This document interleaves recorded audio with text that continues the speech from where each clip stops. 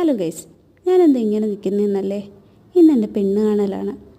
എല്ലാവരും വന്നുകൊണ്ടിരിക്കുകയാണ്. വീട്ടുകാരും എല്ലാവരും എക്സൈറ്റഡാണ്, ഉൾപ്പെടെ ഞാനും കുറച്ച് എക്സൈറ്റഡാണ്. ഇതാ അവർ വന്നുകൊണ്ടിരിക്കുന്നത്. ഇതാരപ്പാ ഇവിടെ കിടക്കുന്നത്? അത് വിട്, നമുക്ക് ചെറുക്കനെ നോക്കാം. ഈ സിനിമയിലൊക്കെ കാണുന്ന പോലെ ഈ ജനലിൽ കൂടെ കുറച്ച് എക്സൈറ്റഡാണ്, പക്ഷെ കുറച്ച് ക്രിഞ്ചി സീനാണിത്. ഇതാ ബ്ലൂ കളർ ഷർട്ടിട്ട ആളെ കണ്ടോ? അതാണ് എൻ്റെ ചെറുക്കൻ.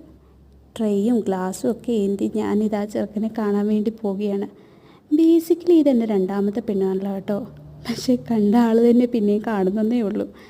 ഇത് ഒരു വിധത്തിൽ കല്യാണം ഉറപ്പീരായിരുന്നു എന്ന് കൂടെ പറയാം.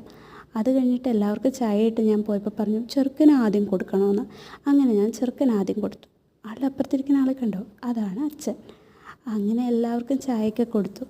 എനിക്ക് ചെറിയ ടെൻഷനും പേടിയൊക്കെ ഉണ്ടായിരുന്നു, കാരണം ഞാനൊരു ഇൻട്രോവേർട്ടാണ്. പക്ഷെ ആരും അത് വിശ്വസിക്കത്തില്ല എന്നെ അറിയുന്നത്. പക്ഷേ മനസ്സുകൊണ്ട് ഞാൻ ഒരു ഇൻട്രോവേർട്ടാണെങ്കിലും പുറമേ എക്സ്ട്രോവേർട്ടാണ്. എല്ലാവർക്കും സ്വീറ്റ്സും കാര്യങ്ങളൊക്കെ സെർവ് ചെയ്തു. അത് കഴിഞ്ഞിട്ട് എങ്ങനെയെങ്കിലും എനിക്ക് പെട്ടെന്ന് അവിടെ നിന്ന് പോന്നാൽ മതി എന്നുണ്ടായിരുന്നു. നല്ലൊരു ടെൻഷനും പേടിയും കാര്യങ്ങളൊക്കെ ഉണ്ടായിരുന്നു. അതൊക്കെ കഴിഞ്ഞ് അവിടെ നിന്ന് പോയി പോകുന്ന വഴി വന്നാണെങ്കിൽ അടുക്കള നോക്കിയപ്പോൾ എല്ലാവരും വളരെ അധികം അവരെ സെർവ് ചെയ്യാനും ഓരോ കാര്യങ്ങൾ ചെയ്യാനുള്ള എക്സൈറ്റ്മെൻറ്റും കാര്യങ്ങളും ഒക്കെ ആയിരുന്നു. ഇതെന്താ മാമച്ചി, ആളാണ് ഏറ്റവും കൂടുതൽ സപ്പോർട്ടും എൻകറേജ്മെൻറ്റും ഒക്കെ ഇങ്ങനെയുള്ള കാര്യങ്ങളിൽ എല്ലാം ആയപ്പോൾ ഒരു ഉറപ്പീര് പോലെ ആയി. അപ്പോൾ എല്ലാവരും പറഞ്ഞൊരു ഫോട്ടോസ് എടുക്കണമെന്ന്. അങ്ങനെ ഫാമിലിയും റിലേറ്റീവ്സും ഒക്കെ ആയിട്ട് ഞങ്ങൾ ലാസ്റ്റ് ഫോട്ടോസ് എടുത്തു. അപ്പോൾ ഇന്ന് ഇത്രയേ ഉള്ളൂ. ബായ്.